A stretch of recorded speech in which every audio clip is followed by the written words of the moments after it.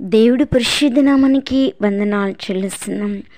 మా ఛానల్ చూస్తున్న మీ అందరికీ నాయకు వందనాలు చెల్లిస్తున్నాం. గత సోమవారము క్రీస్తు దైవత్వం గురించి మనం తెలుసుకున్నాం.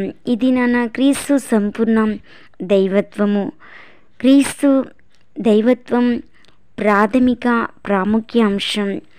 క్రైస్తవ విశ్వాసంలో యేసుక్రీస్తు మానవత్వాన్ని అంగీకరించేవారు కాదు. ఆదిమ సంఘంలో యేసుక్రీస్తు యొక్క దైవత్వాన్ని ఎంతోమంది ధృవీకరిస్తూ ఉంటారు. కానీ యేసు మానవుడిగా ఈ లోకంలో మనకి కనబడుతూ ఉంటాడు. దేవుడు అనే మాట క్రీస్తుకు ఉపయోగించుట.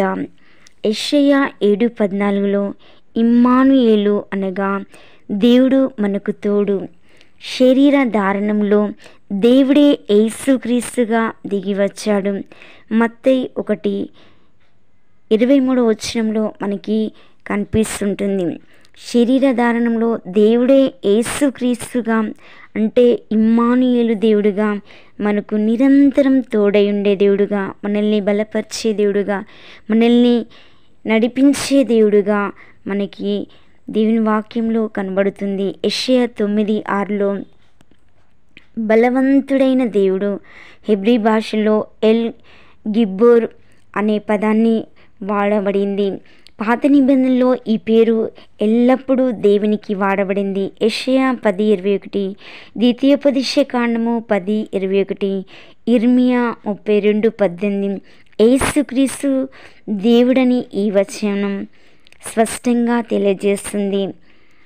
యోహాను 1:1 వాక్యం దేవుడై ఉండెనని, వాక్యము యేసే అని 1:14 వాక్యం యేసే అని యోహాను భక్తుడు వ్రాసినట్లు 1వ అధ్యాయంలో తెలియజేయబడింది. యోహాను 20:28 నా ప్రభువా నా దేవా అని సంబోధిస్తున్నాడు. అపోస్తులు 20వ అధ్యాయం 28 దేవుడు తన స్వరక్తమిచ్చి సంపాదించిన సంఘమని వ్రాయబడింది. దేవుడు తండ్రి కుమారుడు ఏకమైనప్పటికీ తండ్రి తన స్వరక్తమిచ్చి మనలను కొనలేదు, మనల్ని కనలేదు. కానీ యేసు ప్రభు మాత్రమే తన స్వరక్తమిచ్చి మనల్ని కన్నాడు. కాబట్టి తన స్వరక్తంతో మనల్ని ఆయన సొత్తుగా, ఆయన స్వాస్థ్యంగా, ఆయనకు స్వకీయమైన జనాంగంగా దేవుడు చేసుకున్నాడు. కాబట్టి లూకా దేవుడు అంటున్నాడు, లూకా మాత్రమే యేసుక్రీస్తు దేవుడు అంటున్నాడు.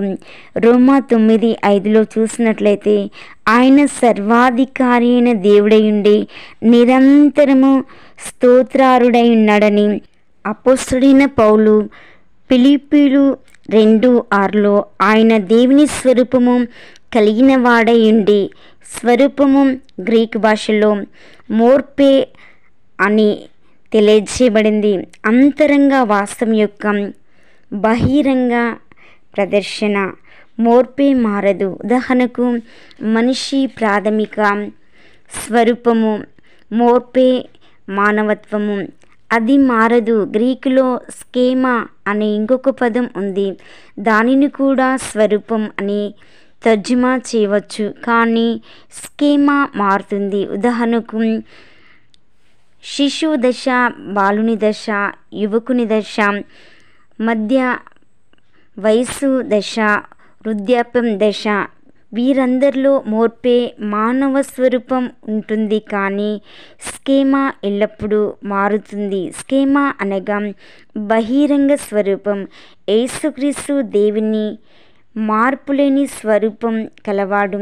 కొలస్సీ 2:9 ఏలైనగా దైవత్వము యొక్క సర్వ పరిపూర్ణత శరీరంగా క్రీస్తునందు నివసించుచున్నది. తీతు 2:13 మహాదేవుడును మన రక్షకుడునైన యేసుక్రీస్తు అని వ్రాయబడింది.